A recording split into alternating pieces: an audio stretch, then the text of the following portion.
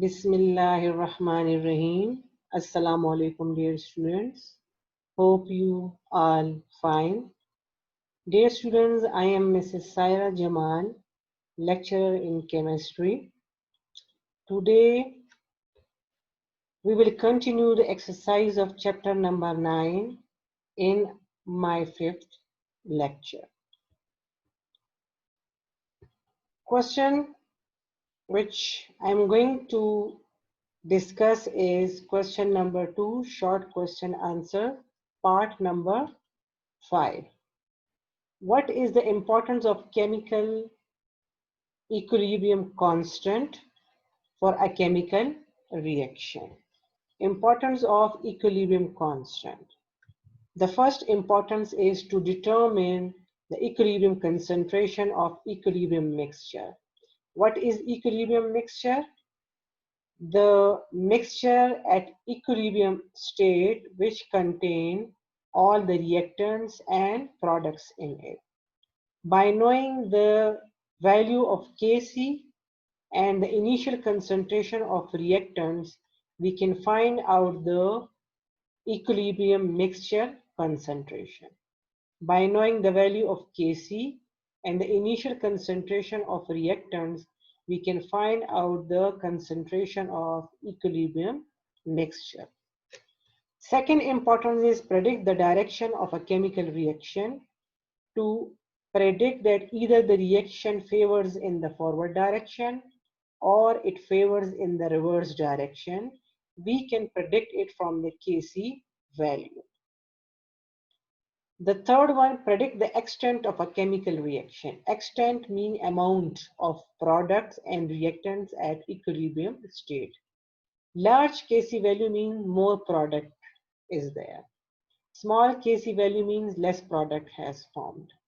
And neither very small nor very large value of Kc means that the concentration of reactants and products are almost same and are constant. The fourth importance is predict the effect of change in conditions like concentration, temperature, pressure, etc. of the chemical reaction on the equilibrium state. Let us consider this equation: 3 moles of oxygen molecules to give 2 moles of ozone molecule. Number of moles of oxygen molecules are 3. Number of moles of ozone molecules are 2. So by increasing the pressure, according to the Boyle's law, the reaction will favor in that direction where there is lesser volume. According to Boyle's law, by increasing the pressure, the volume of a system decreases or volume of a gas decreases. In this case, by increasing the pressure or if we have a higher pressure, then the reaction will move towards lesser volume. Like you can see, there are 3 moles. 3 moles mean more volume. 2 moles mean lesser volume. By increasing the pressure, the reaction will favor in the forward direction, and vice versa, mean by decreasing the pressure, the reaction will favor in the reverse direction, because by decreasing the pressure, the volume increases. So by decreasing the pressure, the reaction will favor towards that direction where we have more volume. Starting the extended question answers. Question number 3. Following reaction can occur during thunderstorms. 3 moles of oxygen molecule to give 2 moles of ozone. For this reaction, write equilibrium constant expression.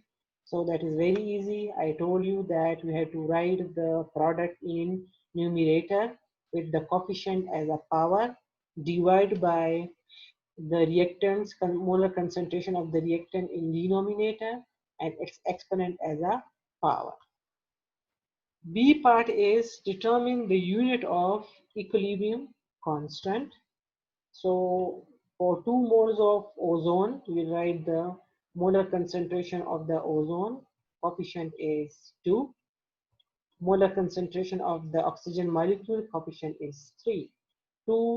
2 will cancel out, but 1 mole per dNq will be left. So that is 1 over mole per decimeter cube.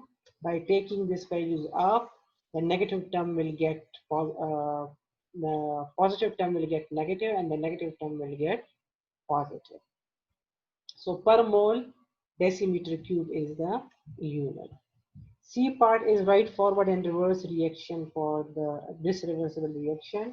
Forward reaction is 3 moles of oxygen molecule will give 2 moles of ozone, and reverse reaction is 2 moles of ozone will give us 3 moles of oxygen molecule. Next question, question number 4. Coal reacts with hot steam to form carbon monoxide and hydrogen gas. These substances react further in the presence of a catalyst to methane and water vapors. Carbon monoxide and hydrogen, they react together and will form the methane and water vapors. We have to write forward reaction and reverse reaction. Forward reaction is carbon monoxide and hydrogen gases are the reactant, methane and water are product.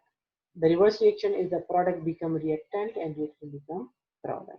So methane and water will be the reactant in reverse direction, and carbon monoxide and hydrogen will be the product. B part is derive Kc expression for the reaction. Now again they ask for the derivation, so we will use the law of mass action for the derivation. So for this reaction we have to derive the Kc expression according to law of mass action. Rate of a forward reaction is proportional to the molar concentration, the product of the molar concentration of the product. The product of molar concentration of the reactant raised to the power their coefficient in a balanced chemical equation. Then to remove the proportionality sign, we will use the constant for the forward reaction, or rate constant for the forward reaction. Rate of reverse reaction is product of the molar concentration of the product, and as there is no coefficient, so there is no need to write 1. To remove the proportionality sign, we will use the rate constant for the reverse reaction. Now we know that Kf and K are called rate constants for forward and reverse reaction respectively. Then at equilibrium state, you know that the rate of forward reaction becomes equal to the rate of reverse reaction. Thus, by putting the values of the molar concentration, product of the molar concentration of the reactants and product of the molar concentration of the products, by keeping the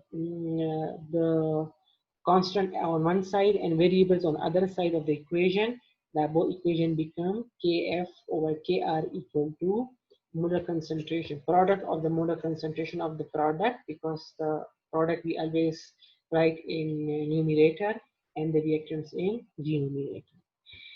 By taking these two constants equal to a single constant, which is Kc, that is product of the molar concentration of the product divided by product of the molar concentration of the reactant raised to the power their coefficient in a balanced chemical equation.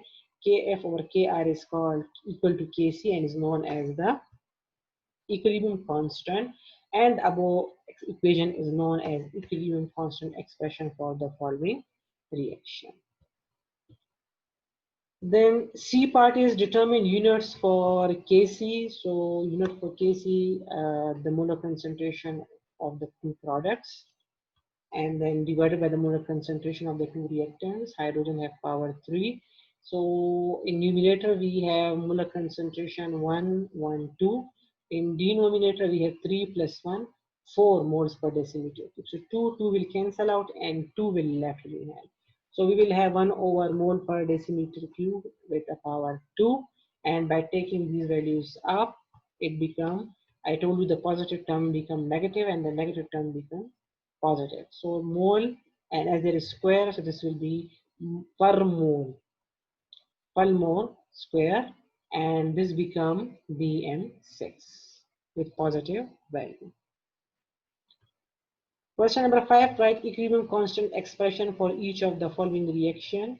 So the first one is water when decomposed will give hydrogen gas and half mole of oxygen molecule mean oxygen atom.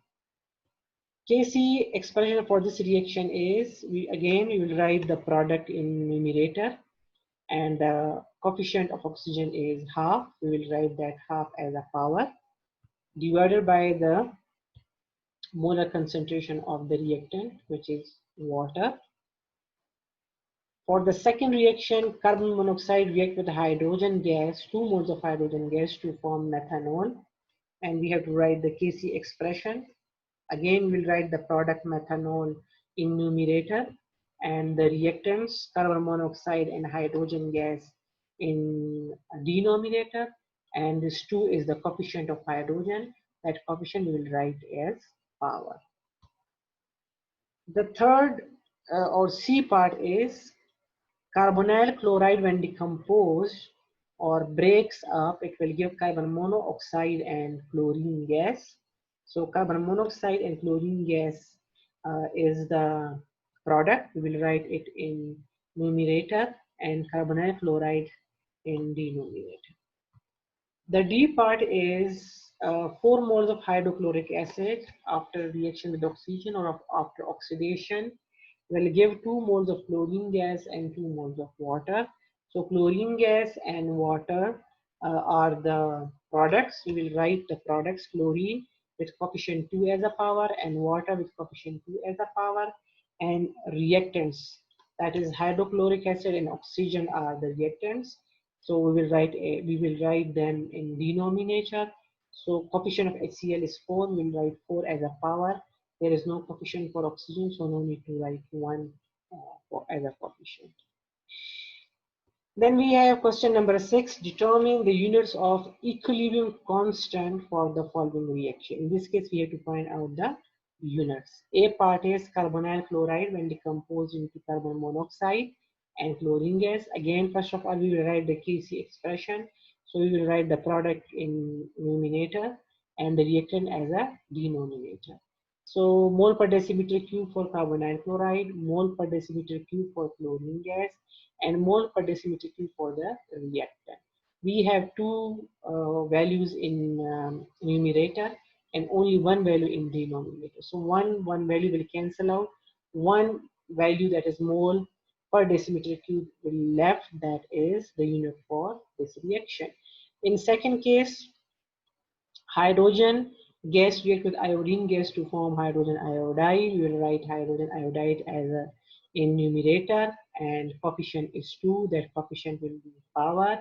Then we will write the product of the reactants in denominator, and then by putting the values, that is mole per decimeter cube for hydrogen iodide with power 2 and mole per decimeter cube for hydrogen gas, and for iodine gas 2 values are in numerator and 2 values are in denominator, so they will cancel out. Hence, there is no unit of Kc for this reaction.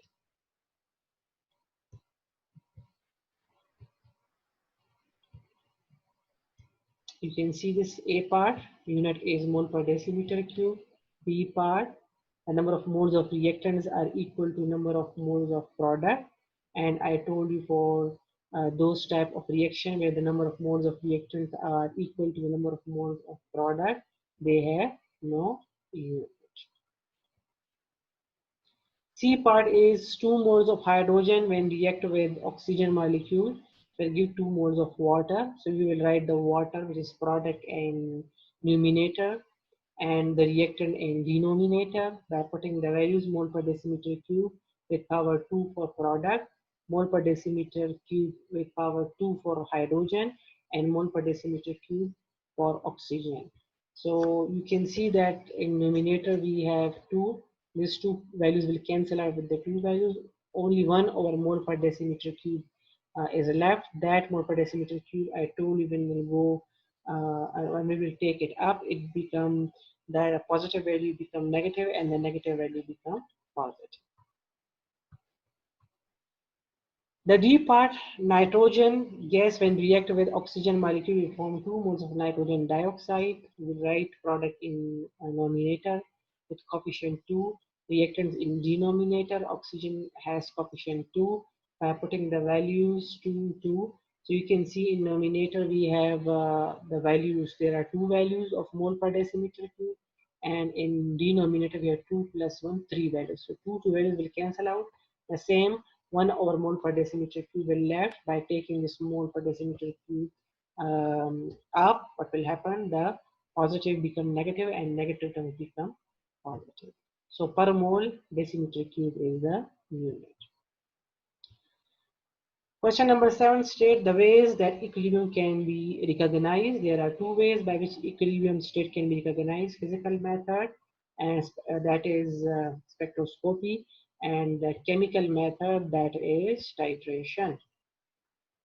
What is titration? It is a technique where a solution of known concentration is used to determine the concentration of an unknown solution.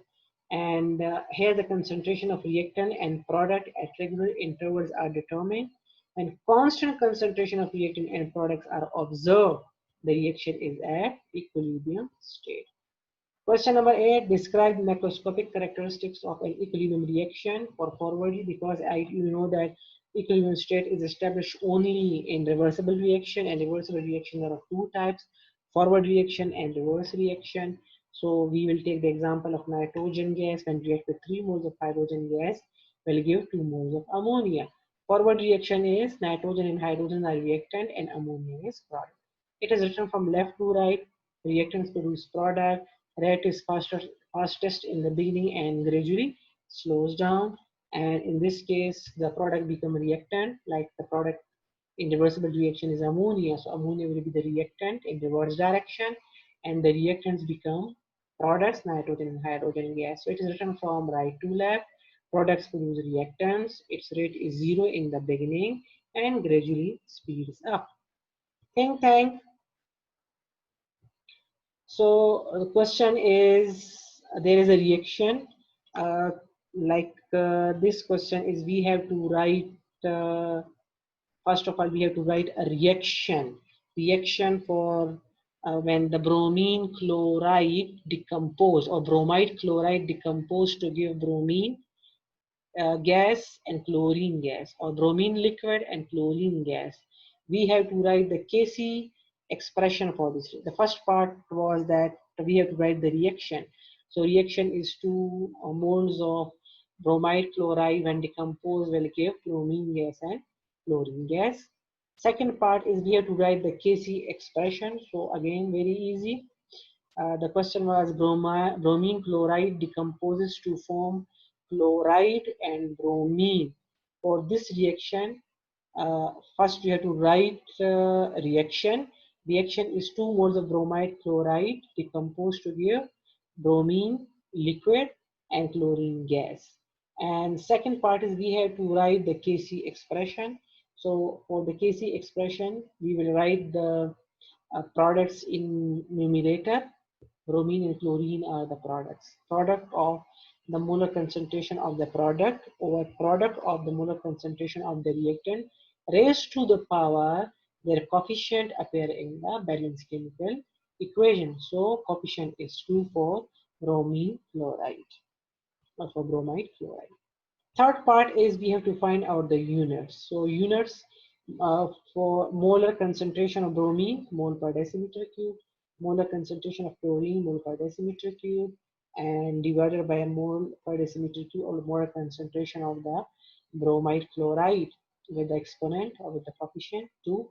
So two terms or two values are in numerator and 2 in denominator. So they will cancel out. As a result, there is no unit for Kc for this reaction. Question number 10, Kc expression for a reaction is given below. This is the Kc expression, and we have to write chemical equation. So we know that the numerator is for the product and denominator is for the reactant. So we will write the denominator as a reactant, N2O4 nitrogen tetraoxide, and the nitrogen dioxide with coefficient 2 as a product, because we always write product in numerator and reactants in denominator. We have to find out the unit of Kc, mole per decimeter cube, as there is square, so we can write it separately, or you can write it in single parenthesis by putting square over here. And then mole per decimeter cube for the reactant. Again, one value will cancel out, and one value of mole per decimeter cube will be left. Question number 11, for which of the following reactions are both reactants and products likely to be found when the reaction appears to be complete. There are two reactions, and we have to find out that which reaction is complete and which one is incomplete. The first reaction, in first reaction, carbon react with oxygen to form carbon dioxide. In this reaction, carbon react with oxygen to form carbon dioxide. This reaction is irreversible because single arrow is for the irreversible reaction because it takes place only in one direction. In irreversible reaction, the tendency of reverse reaction is negligible. The reverse reaction does not take place. Therefore, both reactant and products are not likely to be found when the reaction appears to be complete. Only products will be there because all the reactions will be converted into product.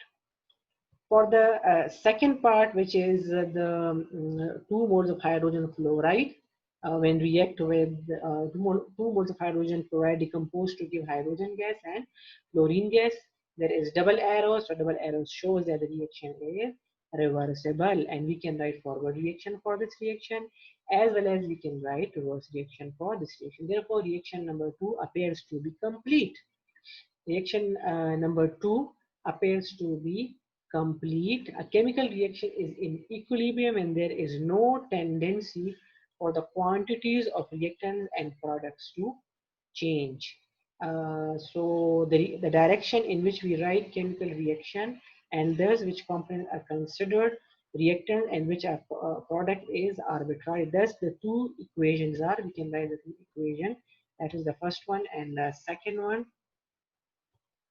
So these two reactions represent the same chemical reaction system in which the role of the components are reversed and both yield the same mixture of component when the change is completed. This is for the reversible reaction. For the second part, when the reaction is reversible, because there are double-headed arrow, the double-headed arrow show the reaction is reversible, and in this case, the reaction will not complete it. The product will react together to form the reactant. So you know that reversible reaction never goes to completion. Okay. So therefore, reaction number 2 appears to be complete. It appears to be complete, but actually I told you it does not complete because it continues at molecular level. The irreversible reaction will complete because once the reactants are converted into product, then the product will not converted back into the reactant. The last question is cobalt chloride form pink crystal when they are heated. Water is evolved. Cobalt chloride, when it has water molecules in it, that you can see the formula cobalt chloride with 6 water molecules. The color will be pink. And cobalt chloride from pink crystals, cobalt chloride, when they are blue in color, but when they are heated, water is evolved and they turn blue. Explain how could you use cobalt chloride as a test for water. The color of cobalt chloride is pink when it has water in it. Okay, pink when it has water in it, and by heating the water will evolve out and the pink color will turn into blue. When you can see in the formula there is no water, then blue, with water, then pink color. So they explain how could you use cobalt chloride as a test for water. If you want to check that either water vapors are formed in any chemical reaction or not, then we can use cobalt chloride paper as a test there. We can hold the cobalt chloride paper on the test tube, and if the color of the cobalt chloride turns pink, it means water vapors are formed, which react with the cobalt chloride paper and turn it pink. So cobalt chloride test paper turns pink when it is exposed to water or moisture. The blue form is cobaltous chloride dehydrate. Dehydrate means when there is no water, the water vapors will evaporate out. You can see in this image when water vapors are there, then this blue cobalt chloride paper will turn pink. Same you can also see in this image. As I told you, hold the cobalt chloride paper on the or above the test tube. If water vapors are formed in the test tube, what will happen? The water vapors will evolve out and will react with the cobalt chloride paper and will turn it pink. So anhydrous cobalt chloride anhydrous me when there is no water, which is blue in color. As it is in the presence of water or any sort of moisture, it turn pink. So if you are using it, keep out of air until you are ready to use it, and don't touch with your hand, because the moisture on your finger will also change the color of the cobalt chloride paper. That's why we always hold the cobalt chloride paper with some like supporter, so we will not directly touch the paper.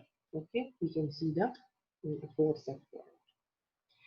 So dear student, this was the last question, and the exercise of chapter number 1 has completed. I hope you will understand the lecture.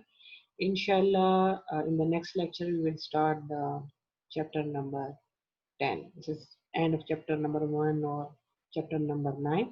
So inshallah, in the next lecture we will start the uh, next chapter, chapter number 10. So try to learn the chapter thoroughly. Thank you.